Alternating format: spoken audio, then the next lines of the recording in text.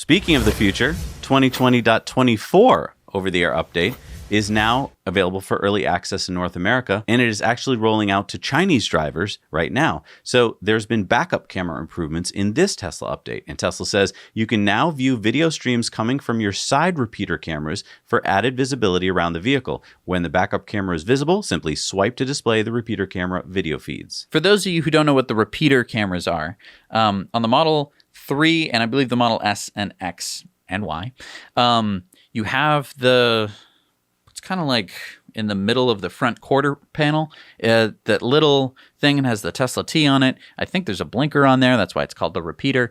And it also has a rear-facing camera. And so if you want to see those views, I guess you swipe up on the rear view camera, and that will show you those two views in addition to the backup camera. Which is nice, because that would give you a lot more visibility, which a lot of people have been asking for. Also in that same update, there's another few improvements. One of them is dash cam viewer improvements. Tesla says, to make Sentry Mode videos easier to review, we have added a red dot along the video scrubber to indicate the moment when a Sentry Mode event was triggered. When playing a Sentry Mode video, the dash cam viewer will skip ahead and begin playback right before this point. I love this feature. I don't even get this Very feature. smart feature. So when you get in your car, and there have been some Sentry events.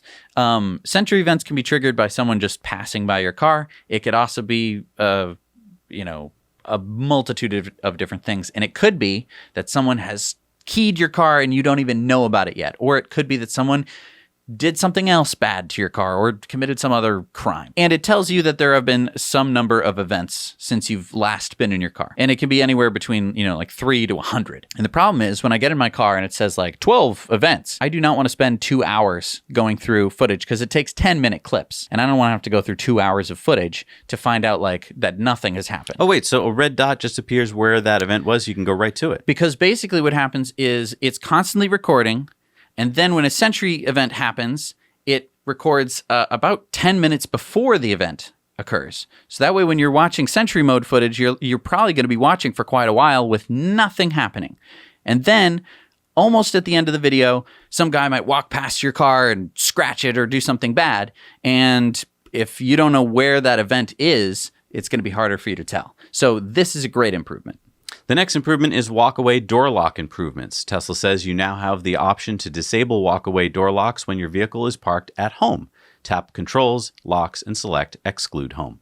So again, this is nice for people with families who might need to get stuff out of the car but don't have like access to drive the car. Another improvement is en route battery warm-up. Your vehicle will now precondition the battery when navigating to third-party charging stations in addition to superchargers. As usual, you can find a list of nearby third-party charging locations by tapping on the lightning bolt icon at the bottom of your touchscreen.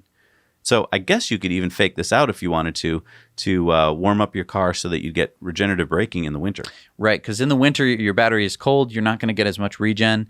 Some people who live near superchargers are able to fake out their car, basically warm up the battery so you get the regen and then not go to the supercharger.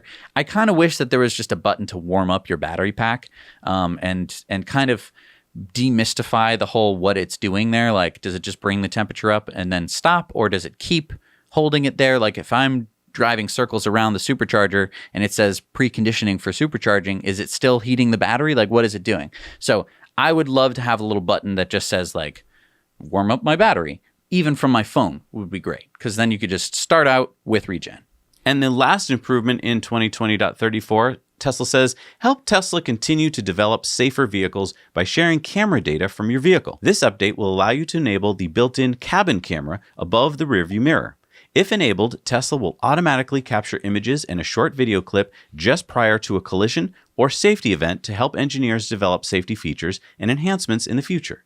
As usual, you can adjust your data sharing preferences by tapping Controls, Safety and Security, Data Sharing, Camera Analytics.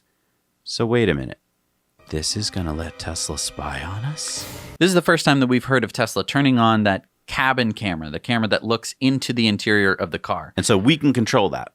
You should have controls basically by going to Controls, Safety and Security, Now, Data Sharing. Why would I want to let them look at me? So this wouldn't just apply to you. This would apply if someone broke into your car.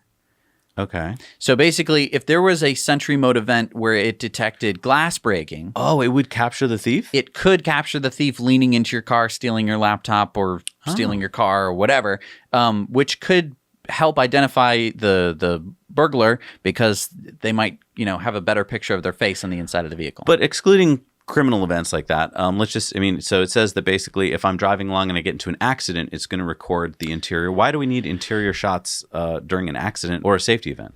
So this both helps Tesla. So they're going to be taking that data and using that probably in a neural net to determine like, oh, this person was clearly texting, possibly so that in the future they could alert you that you're texting to be like, Dave, stop texting. Wait, I love that idea. I love that it could possibly in the future use a neural net to just be like, looks like this driver's not paying attention. or and is let's give them- drowsy or is impaired. That's in some actually other way. a huge safety feature if you think about it. It could be. It right. could be. And especially it could alert like the other drivers that you've assigned. Like it could be like Dave is driving home and it looks like he's impaired.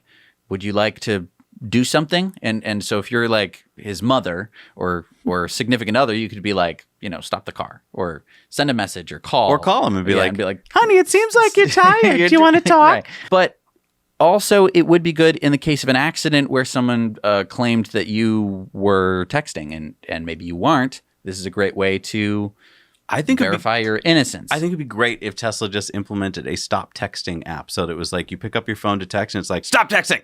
Yeah, it's good that it's an opt-in program, that they didn't just turn this on willy-nilly.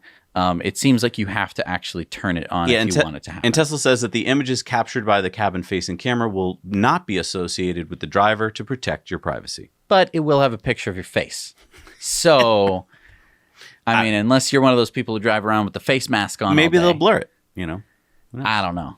Yeah, I think if they have your face, it's pretty...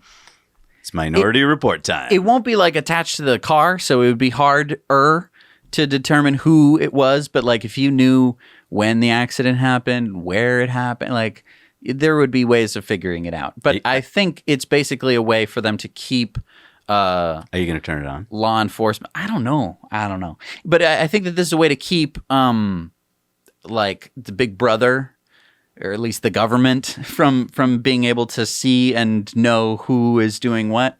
Although, as long as you have a face algorithm, I think it wouldn't be too hard to do. If we want to change this world of ours, Which we do, then we've got to spread information like this. and you can. We've made these clips short and easy to share. Just click on the share button down below, copy the link and paste it into an email or your social media. Now you know.